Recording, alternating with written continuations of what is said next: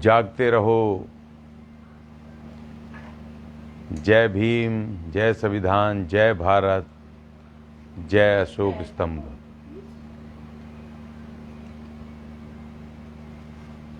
आज 27 मई की रात को एक ऐतिहासिक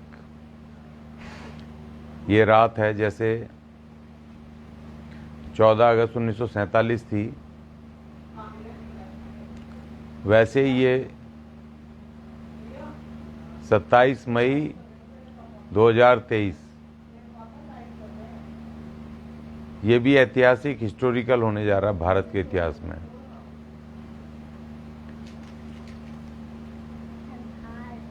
कल 28 मई को नए संसद का उद्घाटन हो रहा है। बहुत ही हिस्टोरिकल कल का दिन होने वाला है, बहुत हिस्टोरिकल। कल जो उद्घाटन किया जाएगा माननीय प्रधानमंत्री महोदय द्वारा, उसमें पूजा पाठ होगा, ब्राह्मण होंगे, पुजारी होंगे, पक्ष होगा, लेकिन विपक्ष नहीं होगा। प्रधानमंत्री उद्घाटन करेंगे, लेकिन भारत की प्रथम नागरिक महामहिम राष्ट्रपति अपने घर में बैठेगी।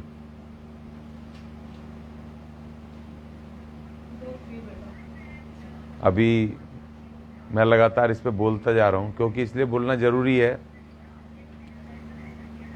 क्योंकि किसी को तो बोलना पड़ेगा।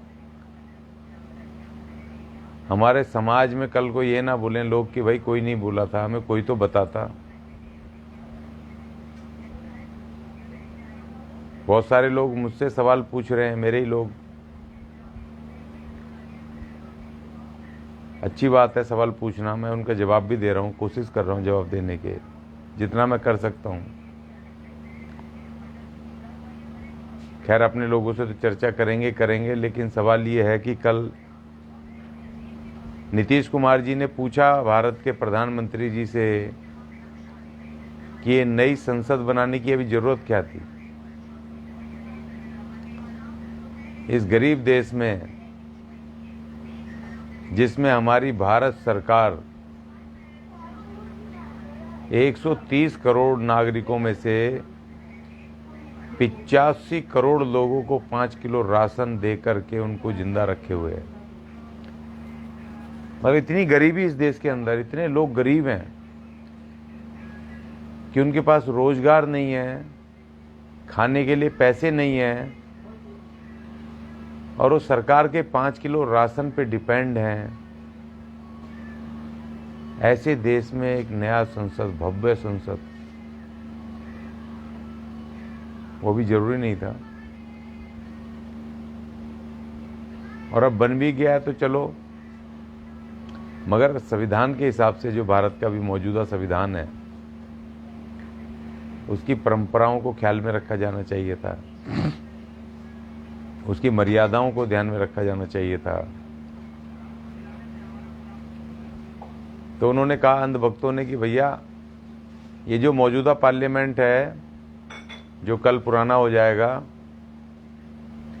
ये अंग्रेजों ने बनाया था, गुलामी का प्रतीक है। वाह भाई अंधभक्तों, बहुत बढ़िया तर्क दे रहे हो। पुराने पार्लियामेंट में तो जनता को रोजगार दे नहीं पाए, लोगों को खुशहाल नहीं कर पाए, SC/ST के अधिकार दे नहीं पाए, 4th क्लास कर्मचारियों को, सफाई कामगारों को ठेकेदारी से खत्म हटा करके पक्के नहीं कर पाए,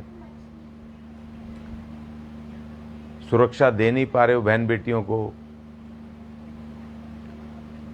लॉ एंड ऑर्डर बिल्कुल चरमराया हुआ है। और आप कह रहे हो कि जी अंग्रेजों का जो प्रतीक था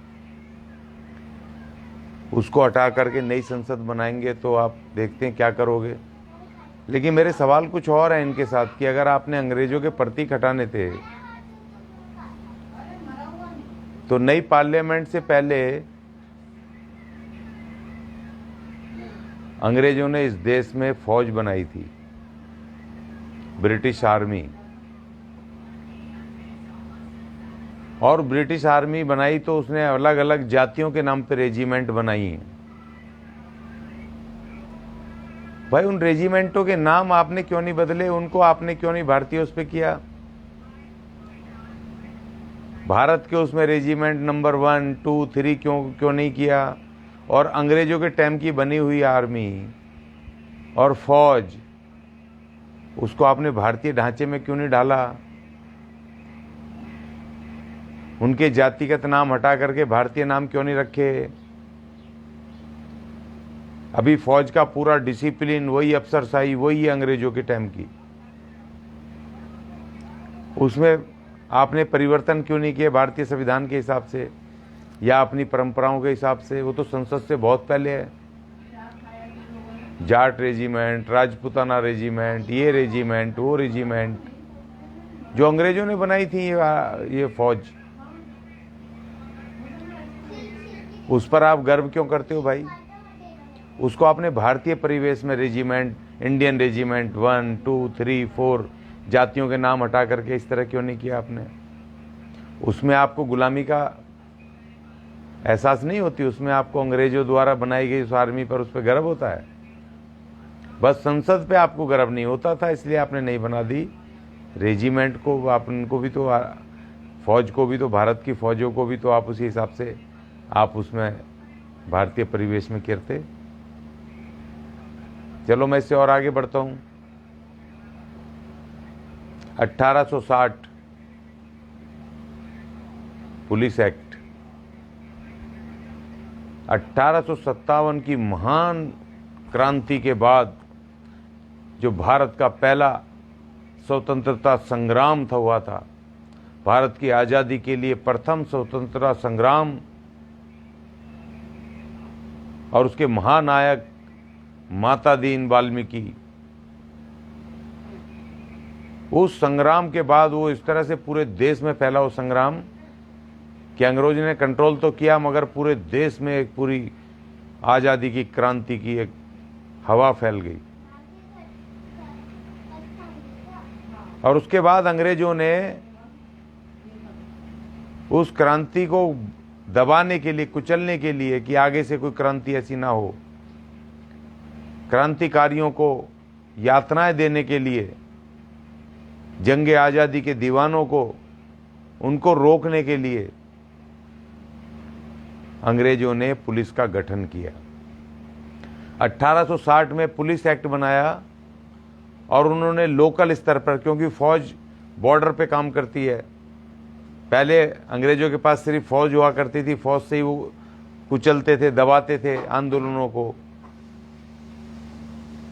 लेकिन उनको लगा कि भाई इंटरनल चौकसी के लिए, अंदरूनी चौकसी के लिए, अंग्रेजी राज के विरुद्ध जो आवाज उठती है उसको दबाने के लिए एक इंटरनल पुलिस की व्यवस्था होनी चाहिए। तो 1860 में पुलिस एक्ट बनाया गया और उसके बाद आईपीसी, इंडियन पेनल कोड, और ये ढांचे भी, जो कोर्ट का ढांचा है, ये भी तमाम जो हमारा अभी न्यायिक व्यवस्था है, ये भी अंग्रेजों की देन है। तो भाई पुलिस एक्ट क्यों नहीं बदला अभी तक आपने? ये न्यायिक व्यवस्था क्यों नहीं आपने, जो अंग्रेज बना गए थे, इसमें आपको शर्म नहीं आती है कि ये लटके रहते हैं सालों साल, 30-30, 40-40 साल तक मुकदमे लटके रहते हैं उस व्यवस्था में, लोग मर जाते हैं, उनको न्याय नहीं मिलता है, तब आपको शर्म नहीं आती है? इस न्यायिक व्यवस्था को भी तो भारतीय रूप में ढालो। पुलिस को जो अफसरशाही करती है, आज भी वो पुलिस उसी तरह से काम करती है, उसी तरह से नागरिकों का दमन शोषण करती है, उन पर अत्याचार करती है।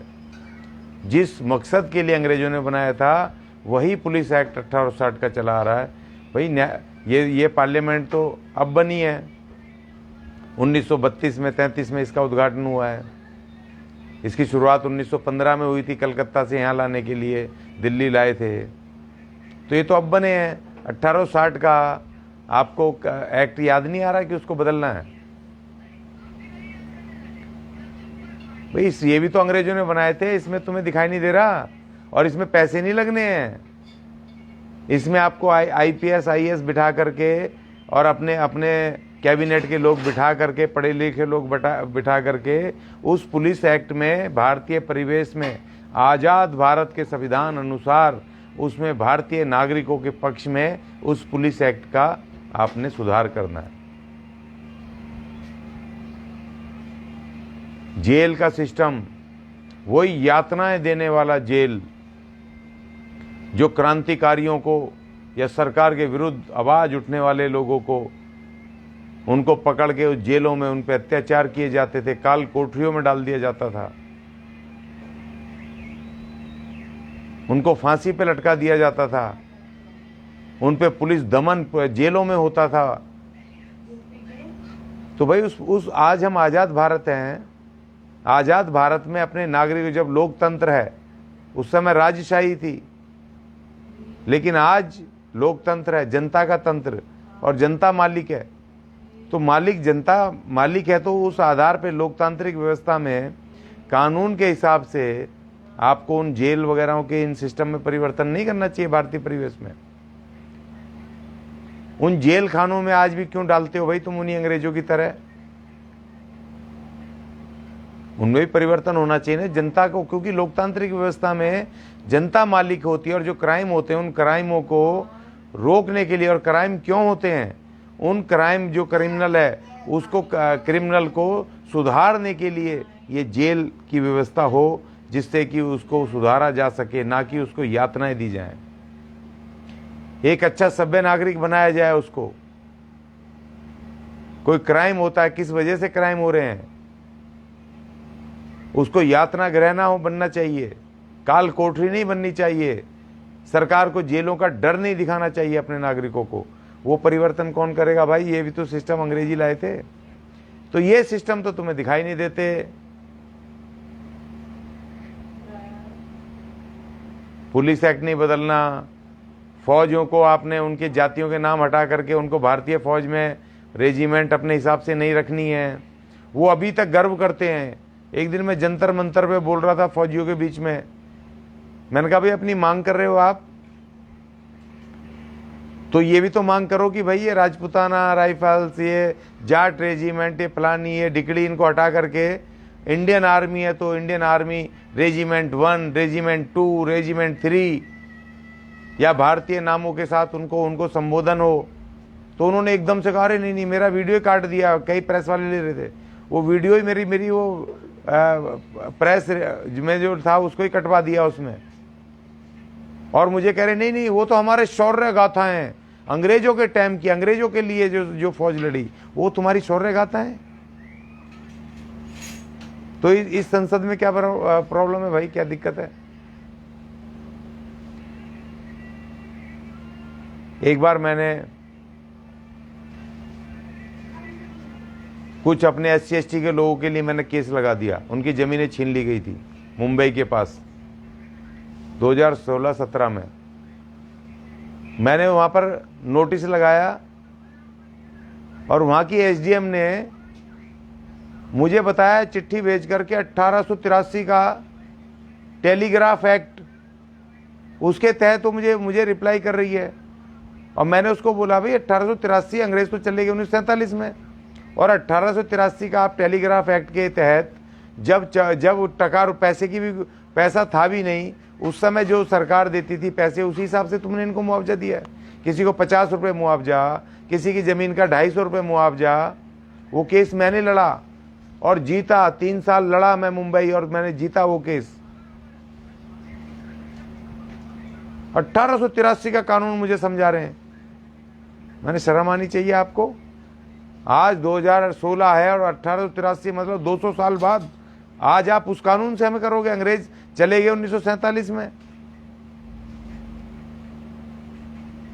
तो वो चीजें जो जनता के हित की हैं, जनता के पक्ष की हैं, उसमें सुधार नहीं करोगे आप, उसके लिए सुधार नहीं करोगे जनता के पक्ष के लिए।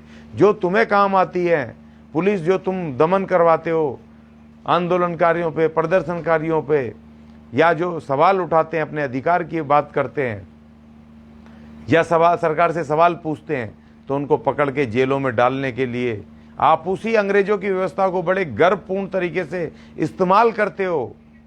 और तुम कह रहे हो कि संसद अंग्रेजों की बनाई हुई थी, इसलिए हमने अपनी संसद बनाई है। ये छल है, कपट है। ये भारत के उन महान तमाम नागरिकों के साथ छल कपट है। किसी को तो बोलना पड़ेगा ना। अभी एक हमारे उसमें बोल रहे थे जी, मेरे फेसबुक पे लिख रहे थे जी कि जी अज्ञानी जी आपको तो पता ही कुछ नहीं है। तो मैंने एक वीडियो डाल दिया, भाई मेरी तो बात मानोगे नहीं, क्योंकि घर की मुर्गी दाल बराबर तुम्हारे दिमागों में है। अनपढ़ बामण और अपना समझदार अपना आदमी भी वो बेकार है, और उसके पैर छू लोगे जा करके।